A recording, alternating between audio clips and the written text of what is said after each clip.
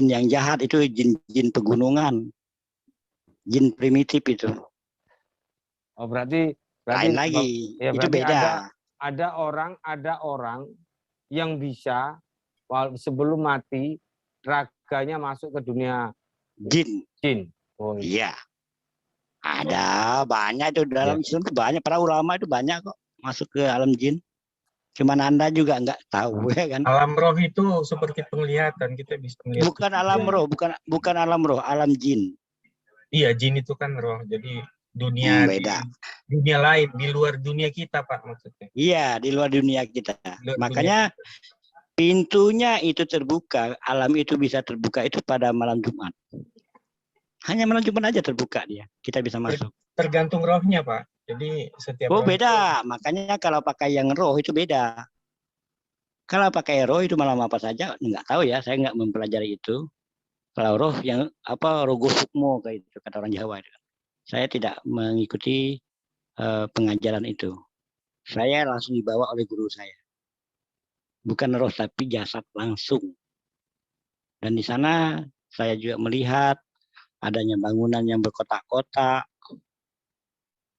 dan macam-macam lah saya lihat.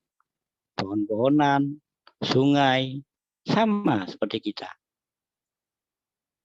Ada tamannya juga, nggak jauh beda.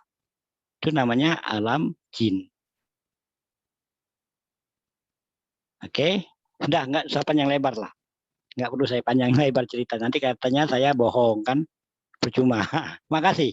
Silakan yang lain lanjut. Pak Dhani, saya masih kurang ngerti ya. Oke, katanya nggak apa-apa. Katanya di surga itu ya, segala-galanya di upgrade. Apa yang jelek jadi cantik, kemudian yang cemburu jadi nggak cemburu, yang dengki jadi nggak dengki. Tapi kenapa iya nafsu itu tidak di upgrade ya? Jadi tidak bernafsu? Oh, dia upgrade juga nafsu, Pak. Dia upgrade menjadi kuat. Oh gitu ya? Iya. Oh, bukan dihilangkan ya, Pak? Bukan dihilangkan, dia upgrade. Oh gitu. Yang dihilangkan itu adalah sifat. Sifat jelek, dendam. Sifat nafsu tidak dihilangkan. Sifat amarah, nafsu itu kan bukan sifat, Pak. Oh, nafsu bukan sifat ya. Oke. Nah, makanya kalau saya maaf menyela Pak Dhani. Apakah Al-Quran mengajarkan tentang kekudusan Pak Dhani? Kalau iya, seperti apa hal-hal kekudusan tersebut, Pak Dhani? Kalau bicara tentang kekudusan ataupun kesucian, itu kesucian hati dan jiwa dan raga. Nah, kalau Anda hanya kesucian jiwa, maka yang bisa masuk ke alam roh tadi, yang menggunakan masuk ke alam jin hanya menggunakan roh. Kalau Anda mensucikan hati, jiwa, dan raga Anda bisa masuk ke alam jin. Itu simpelnya. Simpel sekali. Orang yang bisa, makanya ingin masuk ke alam jin, orang itu harus bersih hatinya, bersih jiwanya, bersih badannya, jasmaninya. Baru dia bisa masuk sama-sama tubuhnya. Kalau orang yang tidak bisa membersihkan badannya, maka yang bisa masuk itu dia hanya bisa yang dikatakan teman tadi, dogo sukmo ke apa namanya, nggak tahu ya.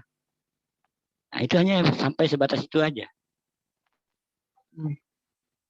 Oh, jadi demikian Al-Quran mengajarkan kekudusan Pak Dhani ya. Jadi kalau kudus itu berarti bisa pergi ke alam jin gitu ya Pak Dhani. Jadi alam jin itu merupakan tempat yang kudus Pak Dhani. Bukan tempat yang kudus. Kita hanya bisa masuk. Ya, jadi alam jin itu tempat yang kudus atau tidak Pak Dhani? Tidak. Sama dengan alam kita di dunia. Bukan tempat yang kudus. Ini definisi kudus harus diituin dulu. Kudus itu khusus, bukan suci. Ini maksudnya suci gitu maksudnya ya? Iya, suci. Jadi kita bisa masuk ke alam yang dibatasi oleh dimensi yang berbeda. Kita mau mencapai batas itu, kita harus mampu membersihkan hati, jiwa, dan jasmani kita. Baru kita bisa masuk.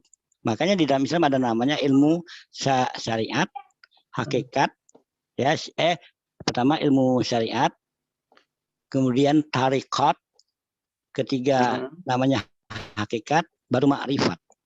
Nah, inilah orang yang mempelajarinya. Tapi nggak salah, saya nggak usah cerita di sini. Tetapi ilmu di dalam Islam itu. Oh, jadi di sini saya mempertegas Pak Dhani. Berarti alam jin itu bukan tempat yang kudus ya, melainkan tempat yang suci Pak Dhani. Bukan, sama dengan dunia kita, sama kok dengan dunia kita. Tanya aja orang-orang yang pernah masuk ke menggunakan roh saja, itu bisa tahu. Apalagi dengan badannya. Jadi menurut Pak Daniel yang Pak Daniel pelajari di Al-Quran, itu alam jin itu alam yang kekal atau alam yang bagaimana Pak Dani? Tidak kekal. Tidak sama dengan kiamat, dia juga kiamat. Tidak, yang menunjukkan tidak kekal itu seperti apa Pak Dani? Apakah jin bisa mati? Bisa, sama dengan manusia. Tidak ada bedanya. Jin juga kencing, berak, mandi, bau, wangi, ada semua, sama seperti manusia.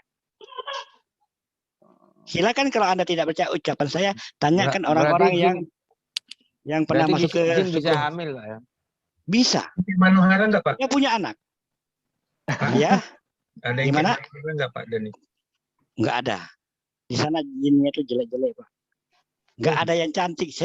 Sejelek-jeleknya manusia di muka bumi ini, itulah secantik-cantiknya jin di alam jin. Oke. Pak Dhani, pernah Pak Dhani pada punya pengalaman Ancol cantik, Pak. Enggak, Pak Dhani apa pernah nggak punya pengalaman pria tentang jin yang mencoba seorang umat yang percaya kepada Kristus? Enggak ada. Di sana tidak ada agama Kristen, Pak. Oh, enggak ada agama Kristen, tidak ada agama Hindu, tidak ada agama Buddha, tidak ada Konghucu, tidak ada. Yang ada di sana itu hanya Islam dan kafir. Itu aja. Hanya dua. Hanya ada Islam dan di luar Islam. Itu aja lah. Non-Islam istilahnya. Hanya dua itu aja. Non-Islam itu apa, Pak? Ya, maksudnya non-Islam ya, mohon maaf ya, kayak yang tidak punya agama. Seperti itu loh. Kayak Kristen. Sana nggak ada agama Kristen, nggak ada agama Buddha. Jadi dia itu tidak menjalankan ajaran Islam. Itulah dikatakan non-Islam semua. Jadi yang mendapatkan Islam itu kan ada di daerah tertentu. Jadi di alam jin itu ada daerah tertentu juga sama seperti manusia. Ada komunitas, ada kelompok, ada suku-sukunya, ada bangsa-bangsanya. Cuman tidak ada istilahnya negara. RT pun ada ya, Itu Pak? anehnya. RT pun ada ya, Pak? Tidak. Dia hanya berkelompok-kelompok. Dia hanya sifatnya berkelompok-kelompok ini, misalnya bersuku-suku suku dia semuanya. Hampir rata wajahnya itu kan. Terus jin itu katanya bisa diperjualbelikan ya, Pak? Benar nggak itu, Pak? Nah, itu kalau manusia yang menggunakan ilmu hitam istilahnya. Ilmu hitam. Bukan khodam, itu ilmu hitam. Jadi ngambil jinnya dari situ, dari alam itu? Iya, semuanya dari alam dia, Pak. Itu kan dengan ritual. Kalau jin yang tidak beragama Islam, ya itu tadi. Dengan menggunakan tumbal. Bisa paham nggak? Tetap ada tumbal, Pak. Itu perjanjian dia. Karena dia mau masuk. Tumbalnya anak sulung nggak, Pak? Apa? Tumbalnya anak sulung nggak? Nggak tahu, saya kan cuma melihat aja. Dia ada pemujaan dari manusia itu kan, dia dengan duduk angkuhnya. Jin itu orangnya sombong, makhluk yang sombong, sangat sombong. Kita lewat dia, mukanya masam. Congkak nama tengahnya, Pak? Ya congkak, sangat congkak. Sesombong-sombongnya teman-teman di sini, paling sombong dia di sana. Di sini rendah hati, Pak. semuanya. Iya, misalnya ada yang sombong kan. Di sana itu luar biasa sombongnya. Kita berpapasan dengan dia, di mandang kita itu mukanya masam. Itu bedanya jin.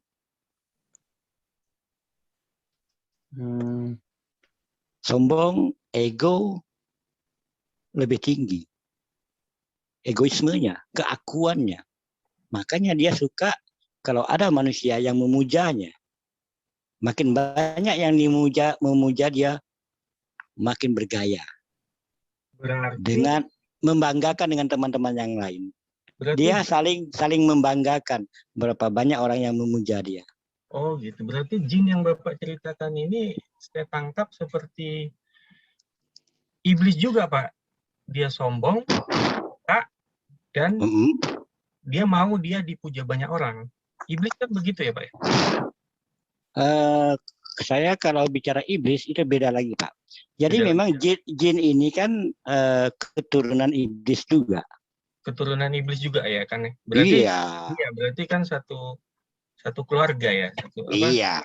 sosok iblis, karena kan sosok iblis kan begitu ya, Pak ya. Iya. Congkak. Cuman bedanya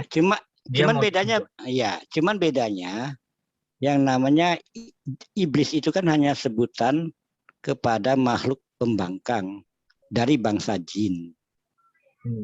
Jadi karena dari bangsa jin nenek moyang mereka ini, ya nenek moyang jin yang ada di dalam dimensi yang berbeda dengan kita ini, sama seperti Adam, kan namanya, kalau manusia namanya Adam. Kalau di jin namanya iblis. Jadi antara Adam dan iblis, jadi kalau di dalam dimensi manusia namanya Adam, ya kan? Adam tapi tokohnya berbeda ya.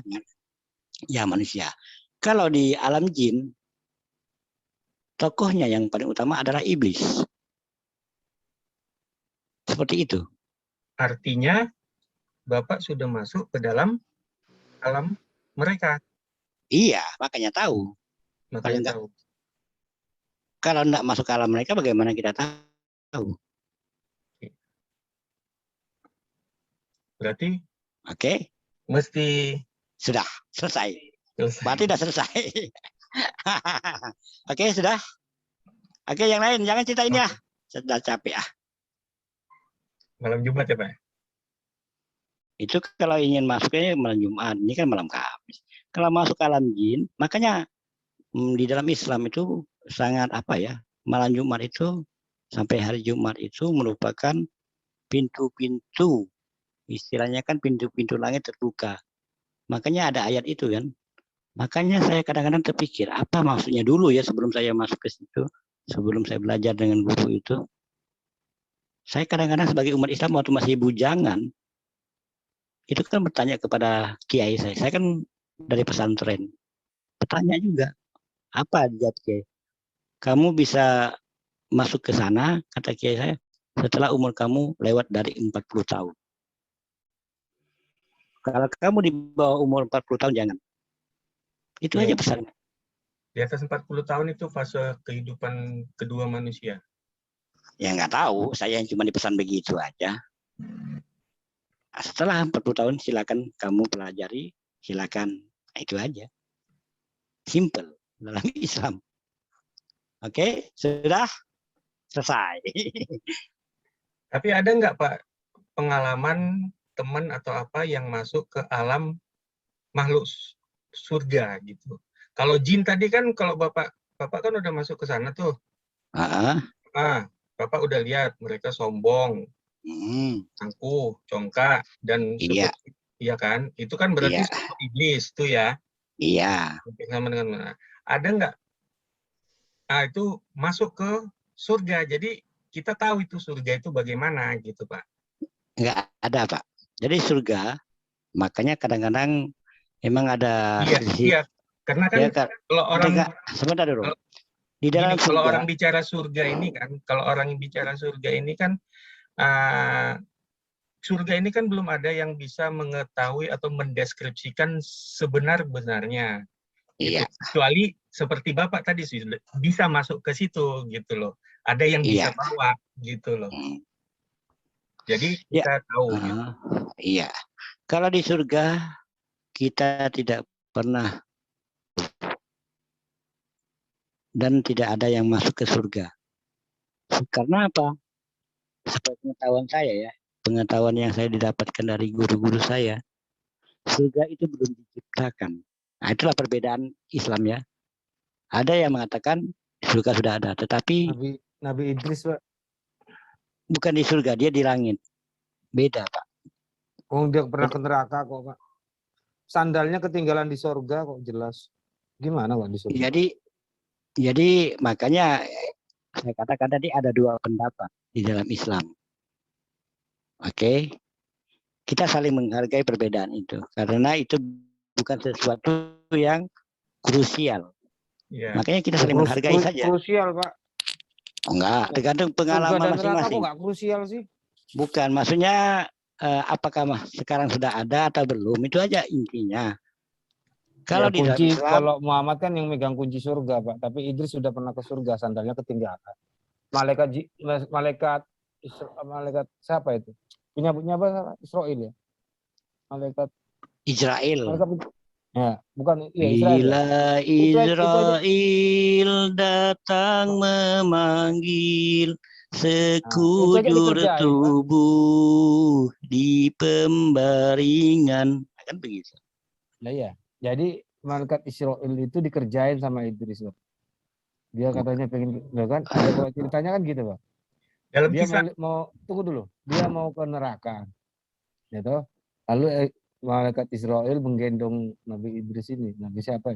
Idris, ingat tuh Idris itu. Ya, habis sampai neraka, inilah neraka. Sudah tahu ya, udah balik.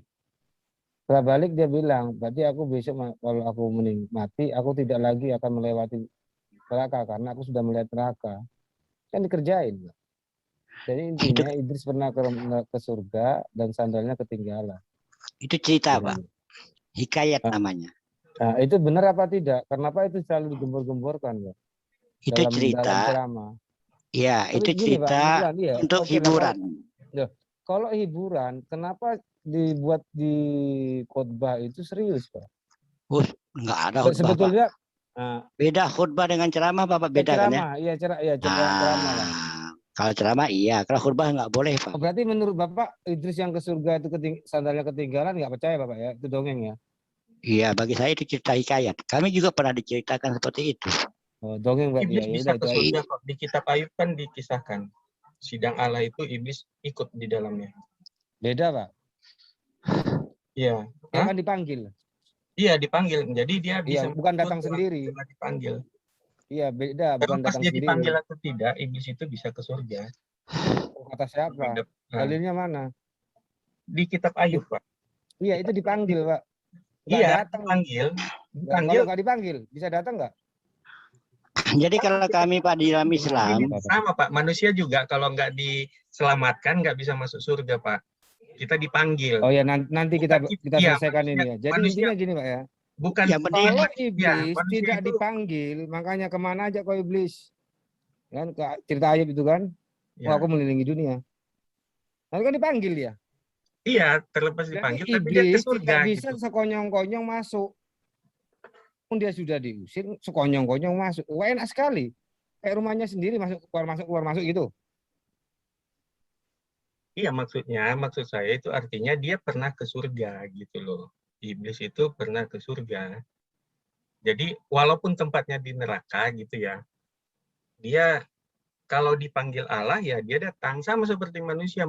Bukan manusia itu bukan kita yang memilih Allah, tapi Allah yang memilih kita. Gitu. Kita nggak bisa memilih Allah kita seperti ini. Allah yang memilih kita. Gitu. Jadi ya kalau manusia dipanggil Allah, wajib dilakukan. Nggak bisa tidak. Mau lari ke ujung dunia itu akhirnya. Iyalah, Pak, namanya dipanggil. Kalau tidak dipanggil, iblis tidak akan bisa masuk. Benar tidak? Iya benar. Ya, itu sudah. makanya artinya. Iya artinya. Iya. Surga bukan tempatnya lapangan, Pak, keluar masuk itu. Tapi kalau pemahamannya Bapak bisa keluar masuk sembarangan, ya nggak tahu lah itu. Ya artinya itu tadi menjelaskan di kitab Ayub itu iblis pernah masuk ke surga. Ya sudah. Oke, ini kan bicara saya, jangan sama Anda bertengkar ya. Ini jadi nggak kondusif ini kan. Nah, kita suka-suka aja. Karena pemahamannya kok aneh. Nggak apa-apa, gitu. saling menghargai, oke. Jadi kita senang-senang aja lah cerita-cerita di sini. Santai aja. Jangan ada kopi kok, cuma kok nyeletuk kok aneh gitu loh. Ya saya ya, saling menghargai. Sudah. Nah, Oke, saya cerita lagi. Saya cerita lagi. Kalau di dalam Islam itu ada namanya alam malakut, itu bukan surga. Alam malakut itu adalah alam malaikat. Nah, itu kami tidak bisa tembus. Para ulama tidak bisa nembus ke alam malakut. Yang bisa tembus ke alam malakut yaitu para wali dan para nabi. Itu namanya alam malakut. Nah, jadi kalau para ulama, para guru-guru saya nggak mungkin bisa menembus ke alam malakut itu. Nggak mungkin. Dan sudah disampaikan oleh guru saya. Yang bisa menembus alam malakut hanya para wali, aulia istilahnya kan, para wali-wali dan para nabi. Itu saja. Selain daripada itu tidak ada yang mampu menembus alam malakut. Makanya waktu bicara tentang Idris itu alam malakut. Karena dia nabi, bukan surga. Oke? Bisa dipahami? Itu di dalam konsep Islam. Ya kalau masalah Idris, Bapak percaya enggak? Itu aja aku enggak itu cerita itu benar atau cuma hanya kisah dongeng tambah-tambahan aja? Itu aja pertanyaan saya, enggak usah di. Iya, itu ceritanya di sana Rasulullah SAW mengumpulkan sahabatnya, bercerita tentang Nabi Idris, kemudian bercerita tentang Nabi Ilyas. Enggak, tentang Idris ini aja. Ya, oke. Ya berarti ceritanya Muhammad ke sahabat-sahabatnya ini hanya cerita-cerita fiktif saja. Iya, ada yang bumbunya, ada yang bumbu, dan intinya benar. Oh berarti diada-adakan kan? Bumbu kan diada-adakan, ditambah-tambahin sama Muhammad. Bukan, ya maksud saya begitu, bumbu itu penyenang hati. Oh, lah iya, ditambahin kan? Iya, tapi intinya itu benar. Bukan dibikin gimana?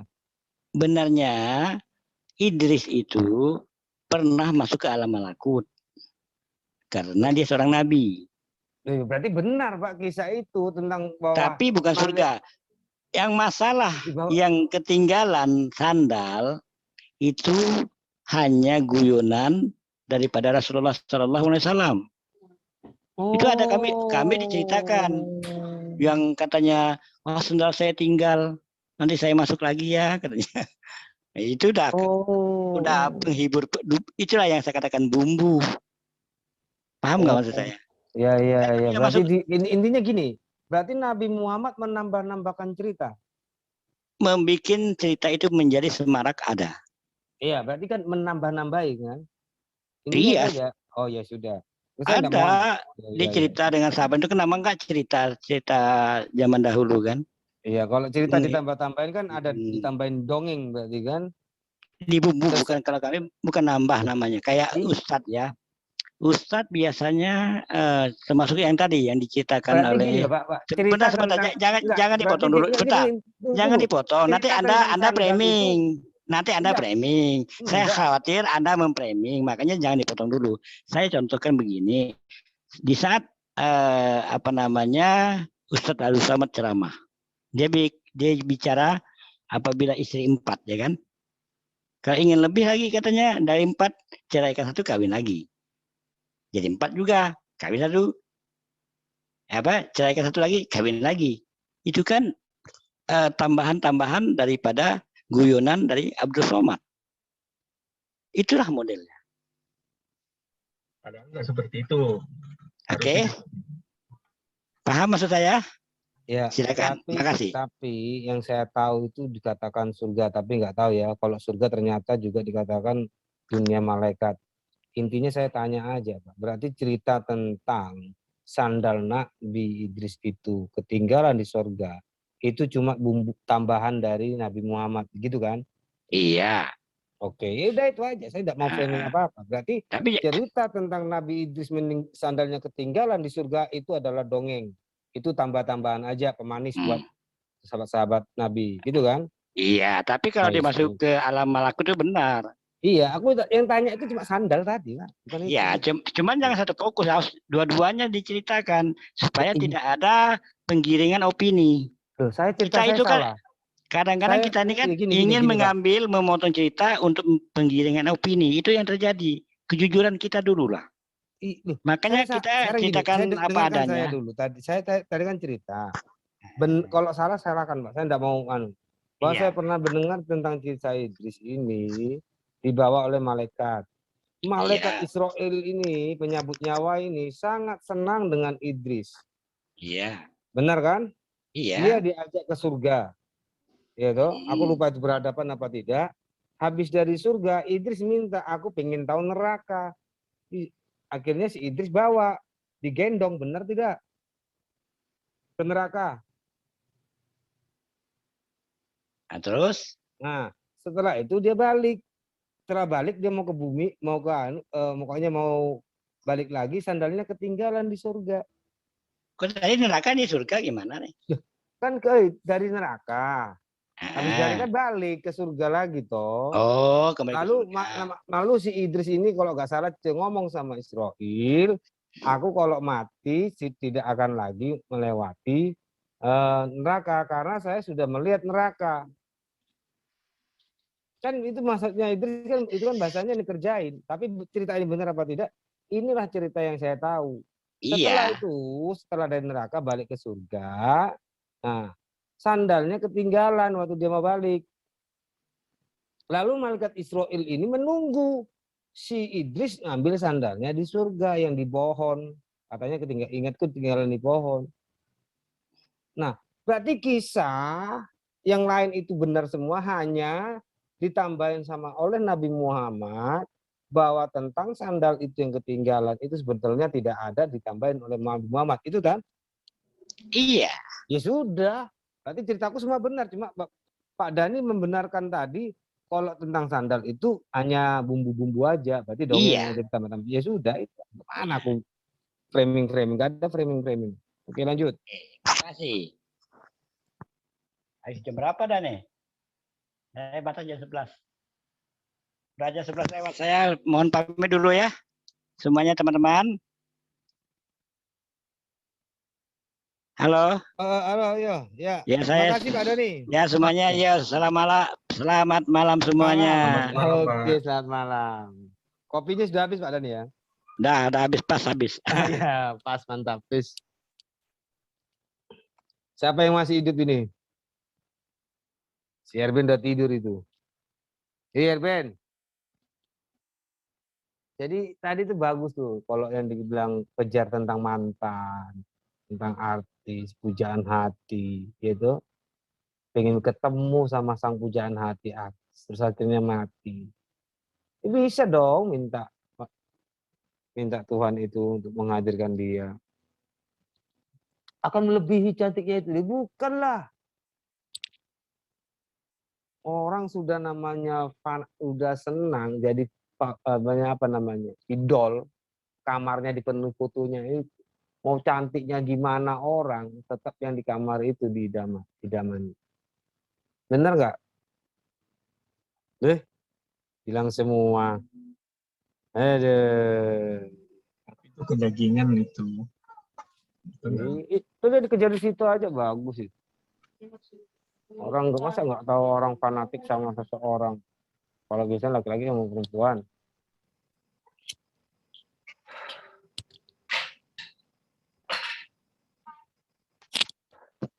Pak Dhani. Pak Dhani udah nggak ada, kau tidur. Oh, nggak ada lagi dia. Oh, kau alah. kemana? Oh, tadi nggak ini. Dihadirkan lagi dia. Iya. Aku ada pertanyaan sama dia. Ya, anggaplah aku Dhani, nggak jawab. Nggak usah. Duh, kau kira nggak usah jawab aku? Coba lah. Kau nggak percaya. Dia berubah aku. Oke lah, ku tes. Anggaplah berdomba sebagai Pak Dhani. Apa ayat Al-Quran yang mengajarkan Allah itu mengasihi? Seperti apa Allah mengasihi dalam Al-Quran? Kan sudah ada itu bahasa Arabnya apa ya? Apa tentang manusia itu mengasihi apa itu? Kalau kau mau minta tak carikan dulu ya, aku lupa ayatnya ya. Allah mengasihi. Bagaimana Allah mengasihi dalam Al-Quran? Aku mau ketemu sama dia tadi, aduh. Iya itu pertanyaannya si Erben itu. Konsep kasih Allah menurut Al-Quran nggak ada. Kalau aku tunggu biar aku adakan. Kan taki ya, bisa taki ya.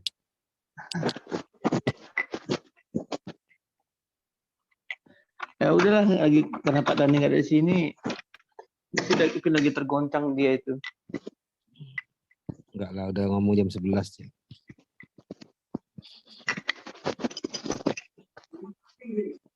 Dia tagih terus kok.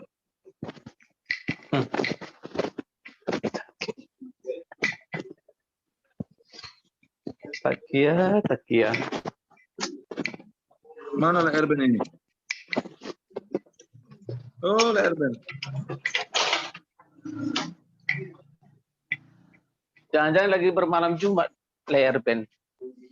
Jumat. Ini ada ayatnya nih. Al-An'am.